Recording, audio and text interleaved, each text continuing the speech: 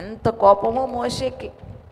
ఒకానొక రోజున ఆయన మరి రాజుగారు ఫరో ఇంటిలో పెరుగుతూ ఉన్న సందర్భంలో అలా బయటకు వచ్చేసరికి ఏం జరుగుతూ ఉంది?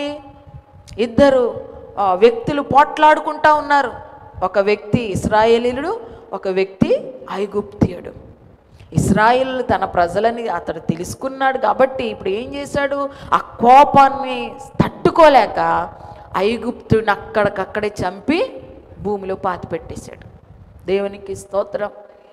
చాలా కోపం మోషేకి. కానీ అంత కోపము దేవుని చిత్తంలోనికి వచ్చిన తర్వాత కోపం అంతా తగ్గిపోయింది. మిక్కిలి సాత్వికుడిగా మారిపోయాడు. అసలు ఎన్నిసార్లు ఇశ్రాయేలీయులు మోషేకి విరోధంగా మాట్లాడారు, ఎంతగా మాటలతో అతన్ని గాయపరిచారు. అయినా సరే సాత్వికముతో తగ్గించుకుని వాళ్ళందరినీ నడిపించుకుని వచ్చాడు. ఆమేన్, హల్లెలూయా. ఈ కోపం మనలో నుంచి పోవాలి అని అంటే అది ఎప్పుడు పోతుంది అంటే దేవునితో మనం సహవాసం చేసినప్పుడే, ప్రార్థనలో మనం సమయం గడిపినప్పుడే ఆ కోపం అనేది మనలో నుంచి పోతుంది. హల్లెలూయా, హల్లెలూయా, దేవునికి స్తోత్రం. ఈ స్త్రీ యేసయ్య నింట చేర్చుకుంది కానీ యేసయ్యతో సహవాసం చేయట్లా, పనిలో మునిగిపోయింది. పనే ప్రాధాన్యంగా ఎంచుకుని పనిలో మునిగిపోయినప్పుడు ఈమెలోనికి ఏమొచ్చింది చెప్పండి? కోపం, విసుగుదల, చిరాకు వచ్చేసింది. యేసయ్య మీదే వ్యసన పడుతూ మాట్లాడుతూ ఉంది. ఒక విధంగా తన చెల్లిని చూచి కూడా ఆమెకు కోపం వచ్చింది. నేను ఒక్కదాన్నే పని చేస్తున్నది, సాయం చేయడానికి రావట్లేదని చెప్పి తన చెల్లి మీద కూడా ఆమెకు కోపం వచ్చింది. హల్లెలూయా. ఎందుకంటే యేసయ్యతో సహవాసం చేయట్లా, యేసయ్యను చేర్చుకుంది కానీ యేసయ్యకు ప్రాధాన్యత ఇవ్వట్లా, యేసయ్యతో మాట్లాడట్లా, యేసయ్యతో దగ్గర కూర్చుని ఆయనతో సహవాసం చెయ్యట్లా. ఆయనతో సహవాసం చేస్తే ఆయన లక్షణాలు వస్తాయి, అంతే కదా. మనం ఎవరితో సహవాసం చేస్తామో వాళ్ళ లక్షణాలే మనకు వస్తాయి. మనకు తెలుసు కదా, 6 నెలలు ఎవరితోనైనా సహవాసం చేస్తే వాళ్ళే వీరైపోతారంటారు. మరి మనుషులతో సహవాసం చేస్తేనే వాళ్ళు వేళ్ళైపోతే దేవునితో సహవాసం చేస్తే దేవుని గుణ లక్షణాలు కూడా మనలోనికి వస్తాయి ఖచ్చితంగా. దేవుడు సాత్వికుడు, ప్రేమ కలిగిన వాడు, కనికరము కలిగిన వాడు, జాలి కలిగిన వాడు, దీర్ఘశాంతము కలిగిన వాడు యేసయ్య. ఆయనతో మనం సహవాసం చేసామనుకోండి ఖచ్చితంగా దీర్ఘశాంతం మనకు వస్తుంది. ఈ విస్తారమైన పని ఉన్నప్పుడు కూడా మనం ఏం చేయాలో తెలుసా? ఖచ్చితంగా దేవుని సహాయాన్ని కోరుకోవాలి. ఏం చేయాలి? దేవుని సహాయాన్ని కోరుకోవాలి, ప్రార్థన చేసుకోవాలి. ప్రభువా, ఈరోజు నాకు చాలా పని ఉంది నాయన, ప్రతి విషయంలో మీరే సహాయం చేయండి ఆయన, నా పనులన్నీ ముగించుకోవడానికి నాకు బలం ఇవ్వండి ఆయన అని ప్రార్థన చేసుకుని దేవుని సహాయంతో పనిని ప్రారంభించండి. ఎంత చక్కగా పనులు అవుతాయో.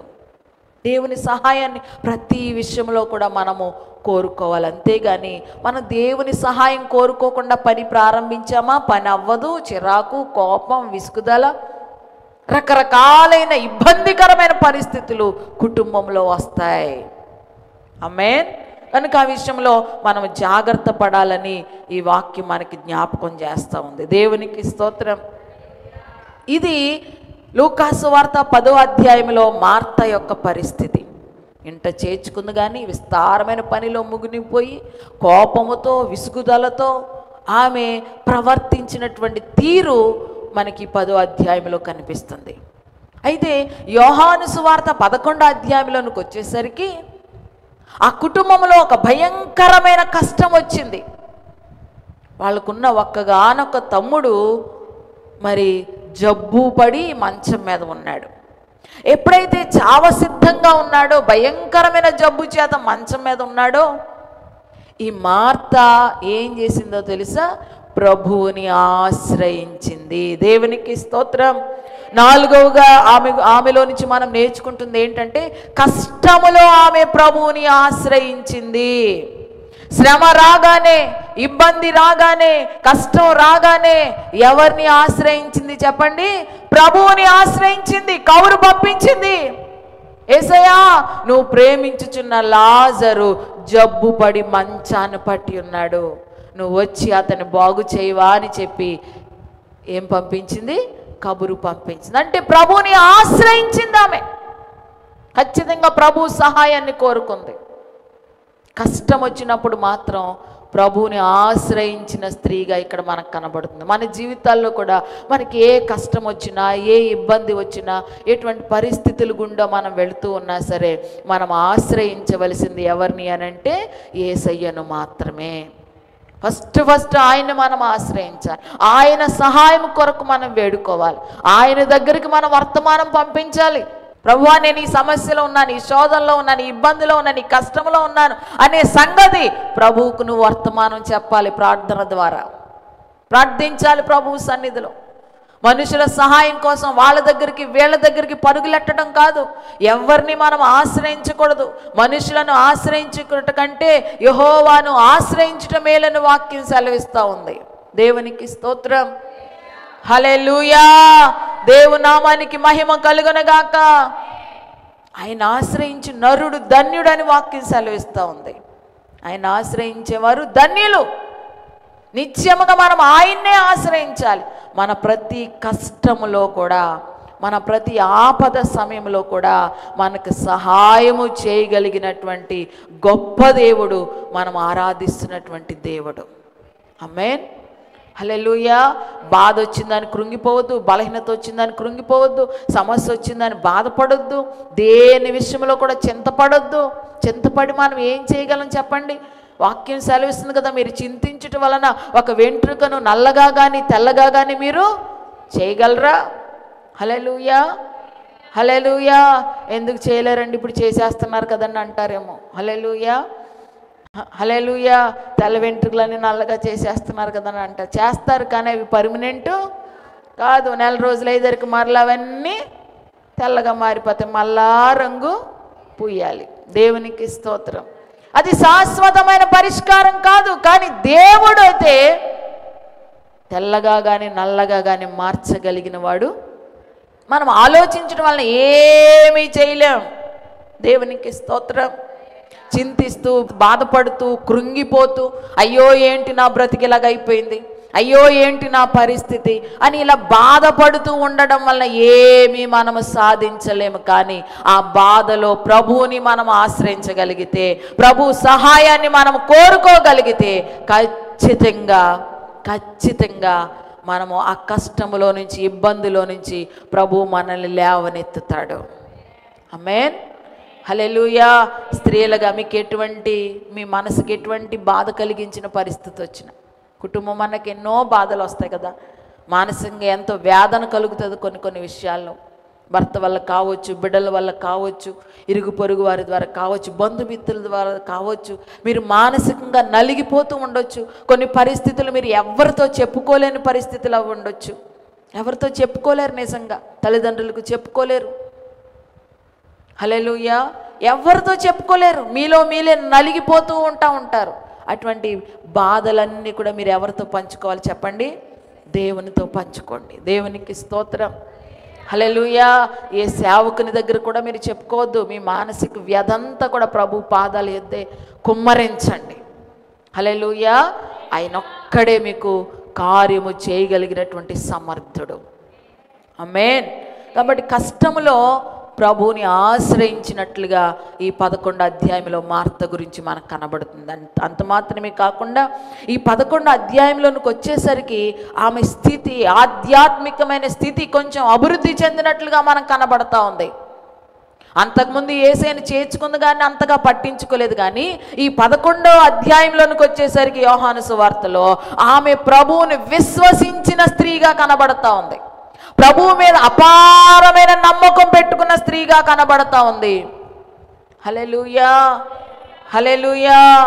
యేసయ్య కౌరు పంపించారు, యేసయ్య రాలేదు. ఈలోగా లాజరు చనిపోయాడు. పాత పెట్టేసిన 4 రోజులకి యేసయ్య వచ్చాడు. యేసయ్య రాగానే పరుగున వెళ్ళి యేసయ్యని ఎదుర్కొని మార్త అంటున్నటువంటి మాట ఏంటో తెలుసా? ప్రభువా, నీవిక్కడ ఉండిన ఎడల నా సహోదరుడు చావకుండెను. హల్లెలూయా. నువ్వు గనక వస్తే, నువ్వు గనక ఇక్కడ ఉంటే నా తమ్ముడు చచ్చిపోయేవాడు కాదయ్యా. ఆమె విశ్వాసం ఎంత గొప్పదో చూడండి. యేసయ్య ఉంటే నా తమ్ముడు చచ్చిపోడు అనే విశ్వాసం, నమ్మకము ఆ స్త్రీ కలిగి ఉంది. దేవునికి స్తోత్రం. యేసయ్య మీద ఎంతో నమ్మకాన్ని పెంచుకుంది. ఆ నమ్మకంతోటే కబురు పంపించింది. ప్రభువా వచ్చి నా తమ్ముడిని బాగు చెయ్యని. కానీ యేసయ్య ఆలస్యం చేశాడు. యేసయ్య ఆలస్యం చేశాడు కదా అని చెప్పి ఆయన వచ్చినప్పుడు పరిగెత్తుకుని వెళ్ళకోకుండా ఇంట్లో కూర్చోలేదు, కోపమించి కూర్చోలేదు. పిలిచినప్పుడు రాలేదు, ఇప్పుడు ఆయన్ని ఎందుకు ఎదుర్కోవాలని కోపమించి కూర్చోలేదు. యేసయ్య వస్తున్నాడని తెలియగానే పరుగు పరుగున వెళ్ళి ఆమె యేసయ్యని ఎదుర్కొన్న స్త్రీగా మనం చూస్తూ ఉన్నాం. యేసయ్య మీద ప్రేమ చచ్చిపోలేదు ఆమెకు, యేసయ్య మీద విశ్వాసం చచ్చిపోలేదు ఆమెకు. మనమైతే చూడండి, పిలిచినప్పుడు రాలేదనుకోండి వెంటనే ముఖాలు మార్చేస్తాం. దేవునికి స్తోత్రం, హల్లెలూయా. ఇంకా వాళ్ళు మన ఇంటి వైపు వచ్చినా సరే ముఖం అటు తిప్పం మనం. ఎంత కోపమో మనకి. హల్లెలూయా, హల్లెలూయా. నేను పిలిచినప్పుడు రాలేదు కానీ చూడు ఆ పక్కింటి ఆయన ఇంటికి వచ్చేసాడు అనుకుంటాం. దేవునికి స్తోత్రం. అప్పుడెటువంటి పరిస్థితుల్లో ఇప్పుడెటువంటి పరిస్థితుల్లో అవి అర్థం చేసుకోం మనం. కానీ మనకు వచ్చేది ఏంటంటే కోపం, అలుగుతూ ఉంటాం దైవ సేవకుల మీద. కానీ మార్త గురించి అసలు ఎంత కష్టం. తమ్ముడు చచ్చిపోయిన తర్వాత ఇప్పుడు తీరుబడిగా వస్తే ఎవరికి కోపం రాదు చెప్పండి. హల్లెలూయా, హల్లెలూయా. పిలిచినప్పుడు వస్తే నా తమ్ముడు బతికేవాడు కదా, ఇప్పుడు చచ్చిపోయిన తర్వాత వచ్చి ఏం చేస్తాడు ఈయన అని కోపం పెట్టుకుని అలిగి కూర్చోలేదు. పరుగు పరుగున వెళ్ళి అంటున్న మాట ఏంటో తెలుసా? నీవిక్కడ ఉంటే గనుక నా తమ్ముడు చచ్చిపోనయ్యా, బతుకుండేవాడయ్యా అని అంటూ ఉంటుంటే అప్పుడు యేసయ్య అంటారు, ఇప్పుడైనా పర్లేదు, నువ్వు నమ్మితే దేవుని మహిమను చూస్తావు అన్నాడు. ఆమె నమ్మింది నిజంగా. దేవునికి స్తోత్రం. నమ్మితే దేవుని మహిమను చూస్తా ఉన్నారు కదా, నమ్మింది. గబగబా సమాధి దగ్గరికి తీసుకుని వెళ్ళింది. రాయి పక్కకు పెట్టించమని చెప్పగానే రాయి పక్కకు పెట్టించింది. ఇప్పుడు యేసయ్య అంటున్నారు కదా, సమాధి వైపు చూచి లాజరు బయటికి రానగానే లాజరు చనిపోయి 4 రోజులు అయిపోయినటువంటి లాజరు పేత వస్త్రములు కట్టబడిన వాడే లేచి నడుచుకుంటూ బయటకు వచ్చేసాడు. దేవునికి స్తోత్రం. ఇంత గొప్ప అద్భుతం జరగడానికి గల కారణం ఏంటంటే అక్కడ యేసయ్య చేసిన అద్భుతమే అయినప్పటికీ మార్త విశ్వాసం అక్కడ కనబడతా ఉంది. యేసయ్య చెప్పాడు, నువ్వు నమ్మితే నా మహిమను చూస్తా. ఆమె నమ్మింది, దేవుని మహిమను చూసింది.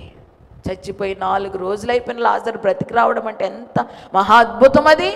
అంత గొప్ప అద్భుతాన్ని ఆమె పొందుకుంది ప్రభువు అయిన యేసునందు విశ్వాసం ఉంచుట వలన. ఆమేన్, హల్లెలూయా.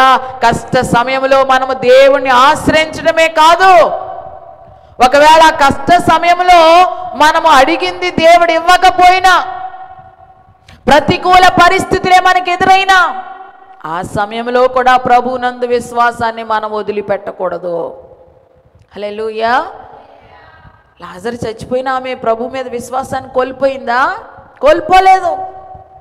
మనకు ప్రతికూల పరిస్థితులు వచ్చినా, మనం అడిగింది దేవుడు ఇవ్వకపోయినా, కష్టం వచ్చింది వెళ్ళావు, దేవుడు అది చేయలేదు కదా అని కోపమించి కూర్చోకూడదు.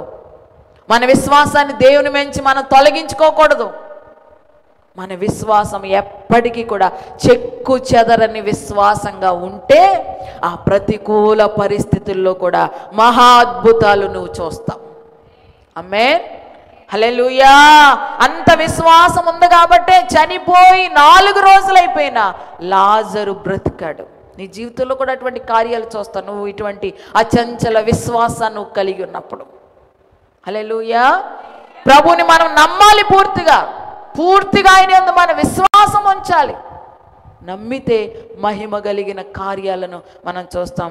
ఈ యొక్క మార్త యొక్క విశ్వాసం ఎంత గొప్పగా పెరిగిపోయిందో చూడండి. ఈ అధ్యాయంలోనికి వచ్చేసరి ప్రారంభంలో అంత విశ్వాసం ఆమెకి లేదు. ఎంతసేపు పని అంటా బ్రతికింది. కానీ కొంచెం ఆత్మీయ జీవితంలో ముందుకు వచ్చేసరికి ఆమె కష్ట సమయంలో ప్రభువుని ఆశ్రయించడమే కాదు, ప్రభువుని విశ్వసించిన స్త్రీగా మనకు కనబడతా ఉంది. దేవునికి స్తోత్రం. ఆ రోజుగా చూస్తే ఆమె ప్రభువు చేత ప్రేమించబడిన స్త్రీగా మనం చూస్తూ ఉన్నాం. అసలు ఆ ముగ్గురిని దేవుడు ప్రేమించాడు. మార్తా, మరియా, లాజరు అంటే యేసయ్యకు చాలా చాలా ఇష్టం. బేతనియా వచ్చినప్పుడల్లా వాళ్ళ ఇంటికి వెళ్ళకోకుండా యేసయ్య వెళ్ళడు, అంత ఇష్టం యేసయ్యకు వాళ్ళంటే. మార్త కూడా దేవుని చేత ప్రేమించబడిన స్త్రీగా ఉంది. హల్లెలూయా. మనం కూడా మన జీవితాల్లో దేవుని చేత ప్రేమించబడే స్త్రీలుగా ఉండాలి. ఎవరి చేత? దేవుని చేత ప్రేమించబడే స్త్రీలుగా ఉండాలి. ఆయన ఎప్పుడు మనల్ని ప్రేమిస్తాడు? ఎప్పుడు మనల్ని ప్రేమిస్తాడు? మనం ఎక్కువగా ఆయన మీద కాన్సన్ట్రేట్ చేసినప్పుడు, ఎక్కువగా మనం ఆయన మీద మనసు నిలిపినప్పుడు, ఎక్కువ సమయం ఆయనతో గడిపినప్పుడు, ఎక్కువ సమయం ఆయనతో మాట్లాడడానికి మనం ఇష్టపడినప్పుడు, ఆయనతో సహవాసం చేయడానికి మనం ఇష్టపడినప్పుడు, ఆయన మీద మనకున్న నమ్మకాన్ని, ఆయన మీద మనకున్నటువంటి ఆ విశ్వాసాన్ని దేవుడు చూచి మనల్ని మరింతగా ఇష్టపడతాడు దేవుడు. దేవునికి స్తోత్రం. వాక్యం అంటుంది కదా, విశ్వాసం లేకుండా ఎవరు దేవునికి ఇష్టడై ఉన్నాడు. నువ్వు దేవుని మీద ఉన్న విశ్వాసం, నమ్మకం, భక్తి, ఆయనతో టైం స్పెండ్ చేయడానికి నువ్వు తీసుకునేటువంటి ఆ జాగ్రత్తలన్నిటిని బట్టి కూడా దేవుడు నిన్ను బహుగా ప్రేమిస్తాడు. ఆమేన్, హల్లెలూయా. నీ జీవితంలో నువ్వు దేవునికి ఎంత సమయం ఇస్తున్నావు? నీ జీవితంలో మరి దేవునికి ఎంత ప్రాముఖ్యతనిస్తున్నావు? దానిని బట్టి యేసయ్య ప్రేమ కూడా నీ మీద ఉంటుంది. హల్లెలూయా. ఎంతగా అయితే దేవునికి చోటిస్తామో, సమయం ఇస్తామో, అంతగా దేవుని చేత మనము ప్రేమించబడతాం. దేవుని చేత ప్రేమించబడే స్త్రీలుగా మనం ఉండాలి. ఆమేన్, హల్లెలూయా. ఇక యోహాను సువార్త 12వ అధ్యాయము 2వ వచనంలోనికి వచ్చేసరికి అక్కడ జరుగుతున్నటువంటి కార్యం ఏంటంటే, మార్త ఉపచారము చేస్తుందంట. ఉపచారం అనగా పరిచర్య చేసే స్థితిలోనికి వచ్చేసింది. హల్లెలూయా. ఒకప్పుడు తనకు తానే పరిచర్య చేసుకునే, తన పని తాను చక్కబెట్టుకునేటువంటి పరిస్థితి, తన పని తాను చేసుకోవడానికే విసుగు చెందినటువంటి పరిస్థితి. కానీ ఇప్పుడు ఆమె ఎవరికి పరిచర్య చేస్తుంది, ఎవరికి ఉపచారం చేస్తుంది అనంటే ప్రభువుకి ఉపచారం చేస్తూ ఉంది, ప్రభువుకి పరిచర్య చేస్తూ ఉంది. దేవునికి స్తోత్రం, హల్లెలూయా. దేవుని నామానికి మహిమ కలుగునుగాక. ఆమేన్. ఆమె స్థితి ఎంతగా మారిపోయిందో చూడండి. ఇప్పుడు దేవునికి పరిచర్య చేయడానికి ఇష్టపడతా ఉంది, దేవునికి ఉపచారం చేయడానికి ఇష్టపడతా ఉంది. అలా పరిచర్య చేసింది కూడా. అక్కడ ఒక విందు జరుగుతూ ఉంది, విందులో చాలామంది ఉన్నారు. మరియ అయితే ఏం చేసిందంటే, ఆ విందులో అచ్చ జటమాంసి కలిగినటువంటి ఆ అత్తరు తీసుకొచ్చి యేసయ్య పాదాలకు పూసి ఆయనను మరి మరణం కొరకు సిద్ధపరిచింది.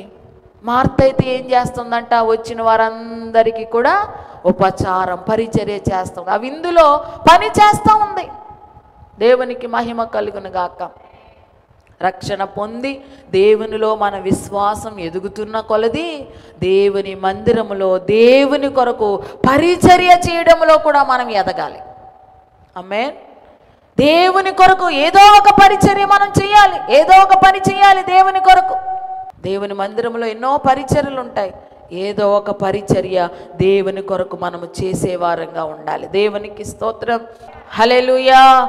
మనం ఏదైనా పరిచర్య చేశామనుకోండి దేవుని కోసం, ఖచ్చితంగా ఫలం మనకిస్తాడు. రూతుతో బోయాజు మాట్లాడుతున్న మాట ఏంటో తెలుసా? నీవు చేసిన దానికి ఖచ్చితంగా దేవుడు నీకు బహుమానం ఇస్తాడు, ప్రతిఫలం ఇస్తాడు. చదువుతారా మాట ఒక్కసారి? రూతు గ్రంథం చూడండి, 2వ అధ్యాయము 12వ వచనం చదవండి. యెహోవా నీవు చేసిన దానికి ప్రతిఫలం ఇచ్చును, ఇశ్రాయేలుల దేవుడని యెహోవా రెక్కల కింద సురక్షితంగా ఉన్నట్లు నీవు వచ్చితివి, ఆయన నీకు సంపూర్ణమైన బహుమానం ఇచ్చునని ఆమెకు ఉత్తరం ఇచ్చెను. దేవునికి స్తోత్రం. నీవు చేసిన దానికి ఏమిస్తాడంట దేవుడు? ప్రతిఫలం ఇచ్చే దేవుడు ఆయన. ఈ రూతు ఏం చేసింది? తన అత్తను వదిలిపెట్టుకోకుండా అత్తతో పాటు వచ్చింది, అత్తకి ఎంతో పరిచర్య చేసింది. పొలంలోనికి వెళ్ళి పరిగి ఏరుకోవడానికి వచ్చినప్పుడు ఆమెకు పేలాలు పెట్టారంట. ఆమె తిని కొన్ని తన అత్తకు కూడా తెచ్చి, అంటే అత్త విషయంలో ఎంత కేరింగ్గా ఉందో, ఎంత జాగ్రత్త కలిగి ఉంది. ప్రతి విషయంలో అత్తను చాలా పట్టించుకుని అత్తను పరిచర్య చేసిన స్త్రీగా ఉంది. అత్తను వదిలిపెట్టుకోకుండా అత్తతో పాటు వచ్చేసింది. అందుకని అక్కడ బోయాజు అంటున్నాడు, యెహోవా నువ్వు చేసిన దానికి ఖచ్చితంగా నీకు ప్రతిఫలం. మనం ఏం చేస్తామో దానికి ఖచ్చితంగా మనం ఏం పొందుకుంటాం చెప్పండి? ప్రతిఫలాన్ని పొందుకుంటాం. మరి మనుషులకు చేస్తేనే మనము ప్రతిఫలం పొందుకుంటే, దేవునికి చేస్తే ఇంకెంత ప్రతిఫలం మనం పొందుకుంటాం? దేవుని కొరకు మనము పరిచర్య చేస్తే, హల్లెలూయా, హల్లెలూయా. హెబ్రీయులకు రాసిన పత్రిక 6వ అధ్యాయం 10వ వచనం కూడా ఒక్కసారి చదవండి.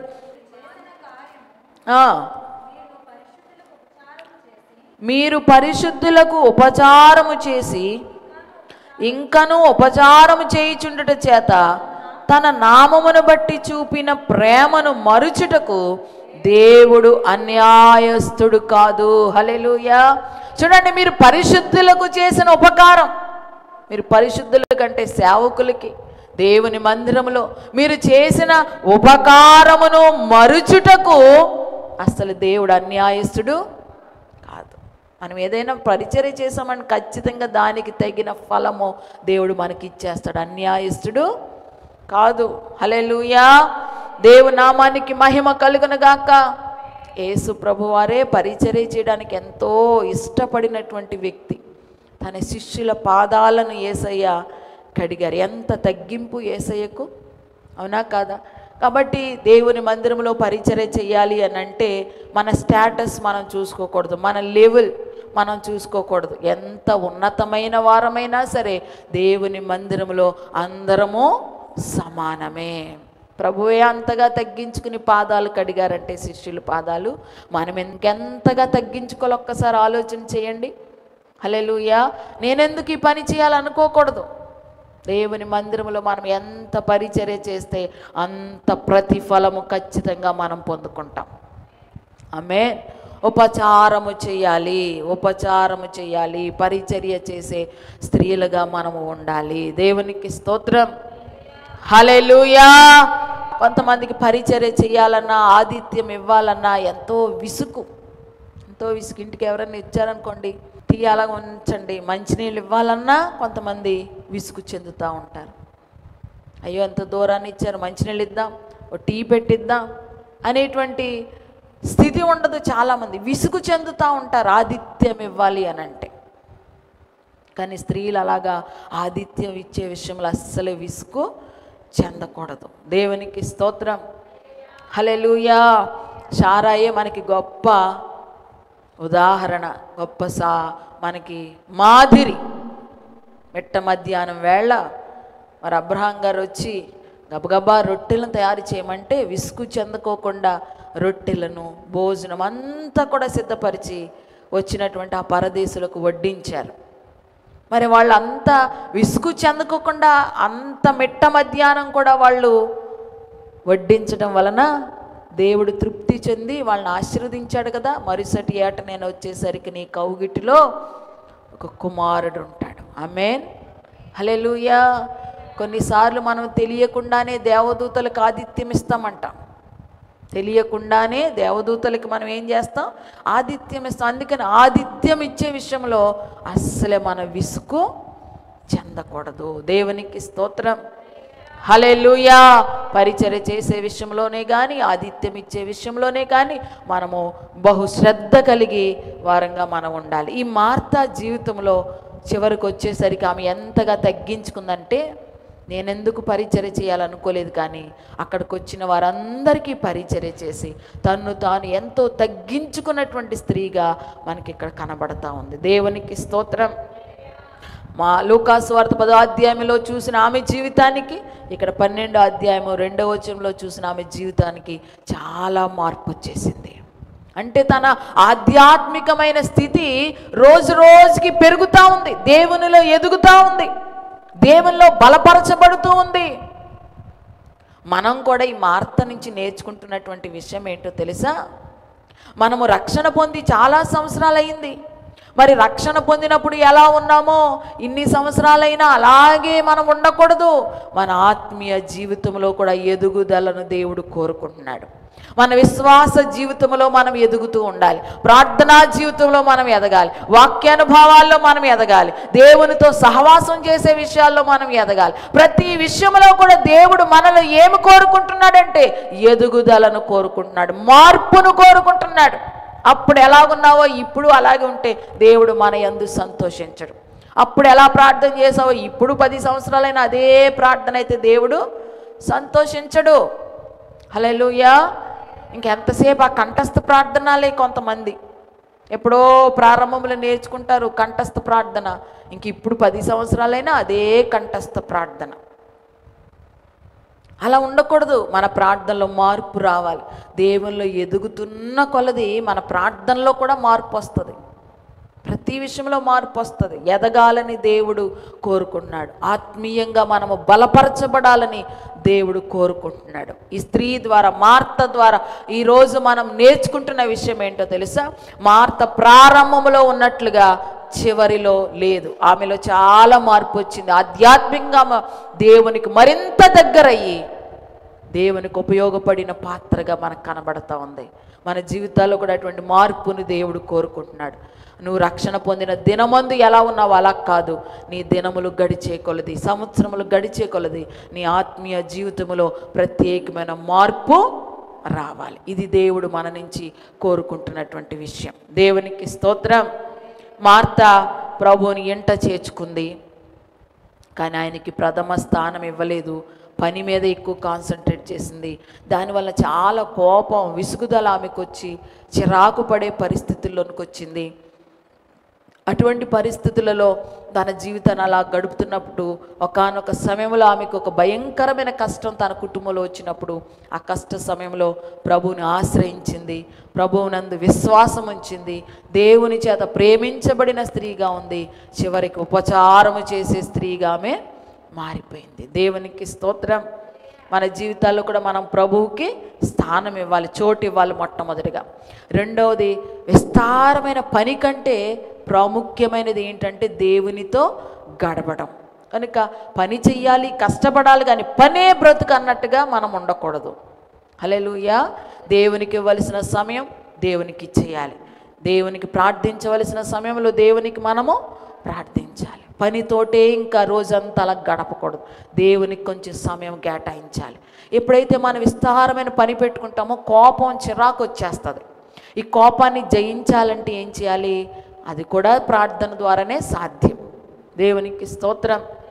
అలా మీ పనిలో మీకు కోపం, విసుగుదల రాకుండా ఉండాలి అనంటే ప్రార్థనతో మీ పనిని ప్రారంభించండి. మీరు చేసే ప్రతి పనిని దేవుని సహాయం కోరుకోనండి. పనులు ఈజీగా అవుతాయి, కోపం రాదు. దీర్ఘశాంతం కలిగి నెమ్మదిగా మీరు ఉండండి. ఒకవేళ కోపపడే పరిస్థితులు వచ్చినా ఆ కోపాన్ని 24 గంటలు అయ్యేలాగా కోపాన్ని తీసేసుకోండి. మీకు ఏ కష్టం వచ్చినా మీరు ప్రభువుని ఆశ్రయించండి. ఆయనకే చెప్పండి మీ సమస్య, మీ ఇబ్బంది. తర్వాత ఒకవేళ మనం దేవునికి చెప్పినా మనం అడిగింది ఆయన ఇవ్వలేదనుకో, కోపగించుకోవద్దు. ప్రభువు మీద విశ్వాసం అలాగే ఉంచుకోండి. ప్రభువుని నమ్మండి. దేవుడు మహిమగల కార్యాలను మీ జీవితంలో అనుభవిస్తారు. తర్వాత దేవుని చేత ప్రేమించబడే స్త్రీలుగా మనం ఉండాలి. ఆయన చేత ప్రేమించబడాలంటే ఎక్కువగా ఆయనతో మనం సహవాసము చేయాలి. తర్వాత దేవుని కొరకు పరిచర్య చేయడానికి ఇష్టపడిన స్త్రీలుగా మనము ఉండాలి. దేవుని కొరకు పరిచర్య చేయాలి. పరిచర్యలు అంటే రకరకాలుగా ఉన్నాయి పరిచర్యలు. ఏ పరిచర్య అయినా సరే నువ్వు ఇష్టపూర్వకంగా చెయ్యి, తగిన ప్రతిఫలము నువ్వు దేవుని దగ్గర నుంచి పొందుకుంటావు. ఈ స్త్రీ వలె మన ఆధ్యాత్మిక జీవితం కూడా దినదినము మనం అభివృద్ధి పరుచుకుని దేవునిలో మరింతగా బలపరచబడదాం. అటువంటి కృప పరిశుద్ధాత్మదేవుడు మనందరికీ అనుగ్రహించును గాక. ఆమేన్. ప్రార్థన చేసుకుందాం. అందరి తలలు వంచి కండ్లు మూసుకునండి. మహాపరిశుద్ధుడా, మహోన్నతుడా, సర్వాధికారి, కృపగలిగిన మా యేసయ్య మీకు వందనాలు, స్తోత్రాలు. ఈరోజు మార్త అనేటువంటి సహోదరి జీవితంలో నుంచి కొన్ని విషయాలు మేము నేర్చుకోవడానికి మరి కృప చూపించారు ప్రభువా.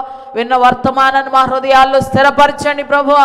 వాక్యానుసారంగా జీవించే ధన్యత, భాగ్యము నాకు మా అందరికీ కూడా మీరు దయచేయమని ప్రార్థిస్తూ ఉన్నాను ప్రభువా.